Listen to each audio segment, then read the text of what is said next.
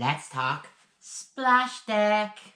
Okay, so as somebody who was like the first person to watch and know about Pokemon in Ireland all those many years ago, and recently after getting back into Pokemon cards, playing a Misty Deck is so much fun.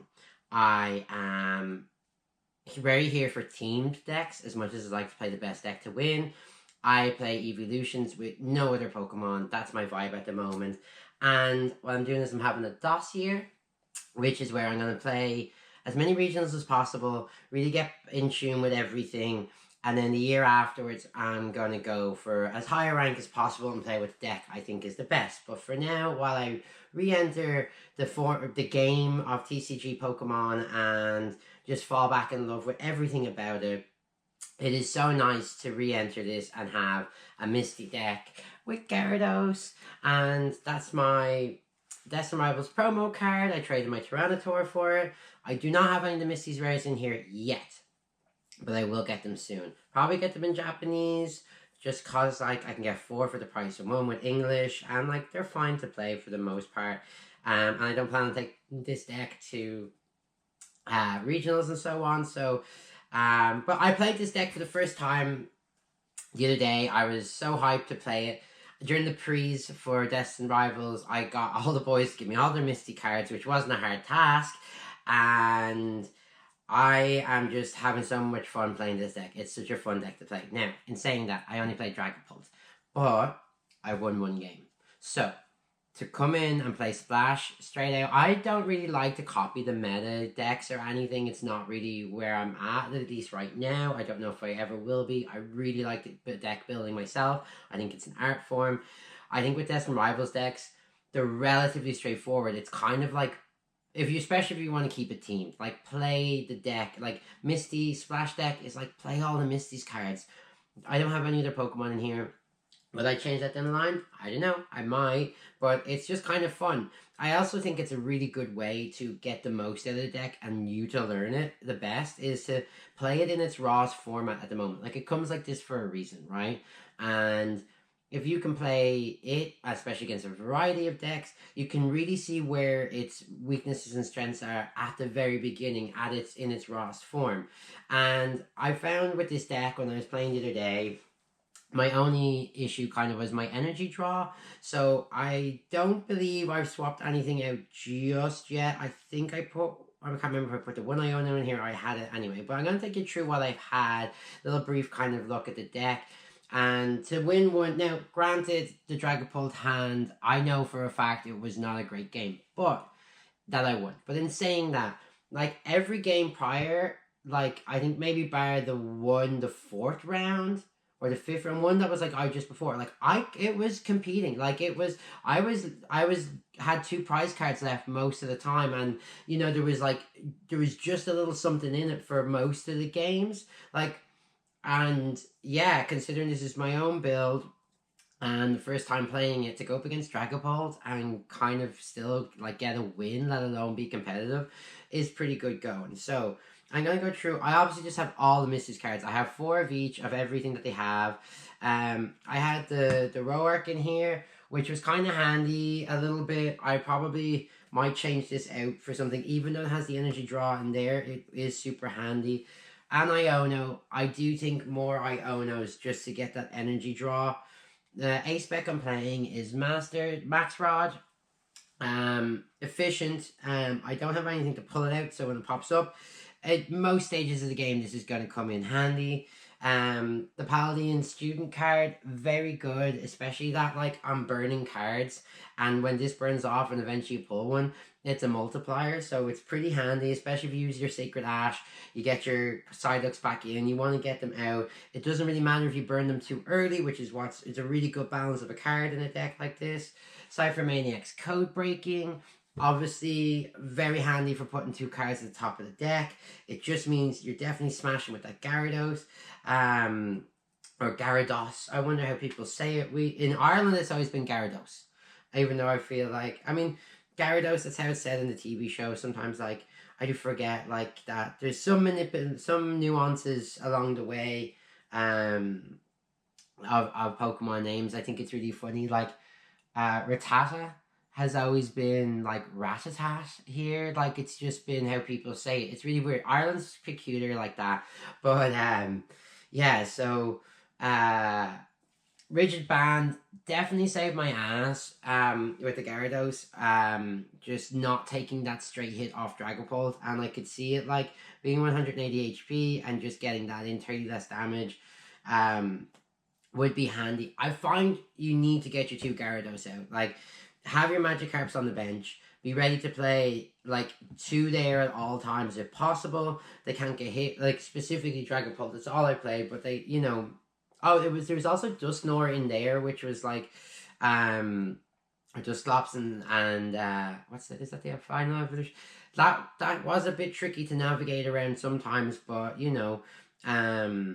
it often gets something benched to the front to like blow it up or whatever and back and forth. But like it was, it's a tough deck to go up against and pull through so well. Academy at Night, I think I have at least 3 of these in here. Essential for this deck for putting that extra card on top, or if you decide to burn a few cards and you just really know what's going to come up next. But mostly it's for the Gyarados, Splashing Panic, Night Stretcher.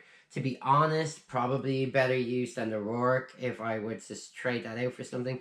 Buddy Poffin, super handy early game, late game. I was running it with Lapras going out first as my attacker, or not even so much, but like my attacker to get the mon that I wanted kind of lined up. Whether it depended on what I needed, it was a great way to get my Magikarps, to get my Psyducks. If I can get 2 rounds of that in and I have everything, it's allowing my supporter cards just to get like, if I can get my Stadium out, if I can get a few other things, it's always handy.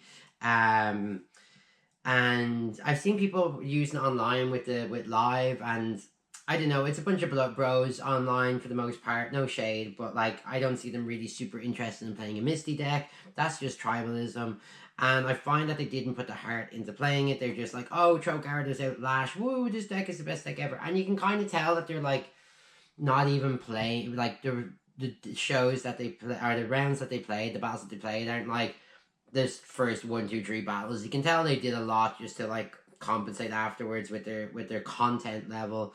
But yeah, it was kind of like, I'm having a lot of fun playing it, and actually trying to go for, I will kind of update this deck. Like this is why one of the reasons why I'm making this, just to encourage this deck, and like, for people to have fun with it and realize that it's actually like, it's such a fun deck. And I'm really excited to play all the other like stuff in the meta right now. Larry's Skill, pretty awesome card for this deck, because if you have that sitting there or in hand, like you can get that Pokemon you need, you get that energy you need, and everything only needs 1 energy. So like it really does have a nice symbiosis with it. Sacred Ash, essential to this deck. Pretty sure it was the reason why this card was remade, was for this deck specifically. I mean, you throw all your Pokemon back into your deck. Always run it. Like I find you have a 1 in 4 chance of getting a Misty's Pokemon. Pretty easy. So if you can get like your 2 from your Cypher Maniac's Codebreaker and your Academy at Night, right? That's 3. Then you have your Psyducks. If you don't have anything to like pull extra, like if you have 4 cards random to pull off your deck, it is likely, very likely, one of those cards is going to be a Misty's card. At least with this matchup, that's with all Misty cards, no other Pokemon, and then everything else is just tech. So the Buddy Poffin does come in handy at any stage in the game, because you can get, if you throw all your Sacred Ash back in and get your Psyducks back in there, and you have one of these in your hand, bam, you've got 2 Psyducks on your bench ready to blow up. If you have Academy at Night and Cypher Maniac's Codebreaker in your hand, like you are hitting like for 570 hits. Like that is smashing almost any Pokemon in the format right now out of it, and Gyarados is doing you proud. The Starmie's fun, kind of like it can really give that good bashing just if you're throwing your Starmies out there, just to kind of topple something in the front lines. And again, it's like, It's not so great afterwards. The 60 is could be better, but I just think of them like ninja Death Stars with like coming out of the splashing panic attack. I do have like a nest ball in here. I basically found I've never used that. That would be much better as a night stretcher or something else. Even an energy itself. Um, there's usually going to be like one energy in your discard pile at all times with this deck, I find. So Night Stretcher is pretty handy for it. What else do we have? Do we have anything else in here? I don't think so. It's a pretty straightforward deck. But like I said, with this run, so there's the cards I'm using. Um, the like I said, a little bit of energy trouble. But what like sacrificing any of the Misty's cards isn't a good shout. The Buddy Buddy Poffin I would like to keep in here. I think the first thing, the Rourke, even though it gives me the energy from the discard pile, it stops me playing another supporter. A Night Stretcher would be much better than Rourke. What else would I change? Ooh, it's a tough call because it's running pretty tight otherwise, right? That was the only thing that I was struggling with. Like, the Max Rod can get anything back in my hand, which brings me back my energies. Will I change the A-Spec? Maybe, maybe not. Probably this is working right now. The colorless tenacity is pretty decent. You know, it's kind of giving you that extra energy and chance of getting your thing out. The rigid band, like, I have two in here. Could I trade them up for something else like energy based? Maybe. Would it have saved my ass in the games more so than the Gyarados being knocked out? Yes, probably. So they're pending on the swap. So I don't know, like another Iono actually. See, Ionos would be pretty good. Like definitely the Rourke, I think for like an Iono or something, because like there's enough energy in here to pull. The nest ball's gotta go. Yeah, I mean, if they're two cards, if an Iono or another Night Stretcher, or even just throw in two more energy and see how that runs, you know, or one energy maybe and a Night Stretcher. The Iono's handy, it disrupts the end. We'll see, we'll see. But that's where I'm at.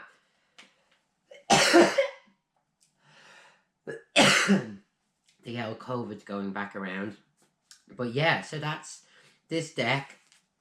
I don't think I'll be changing it too much. I'd be curious to see who else plays it, what else will be there. I have some other good cards in mind, but the fact that this was competitive against Dragapult as it is, and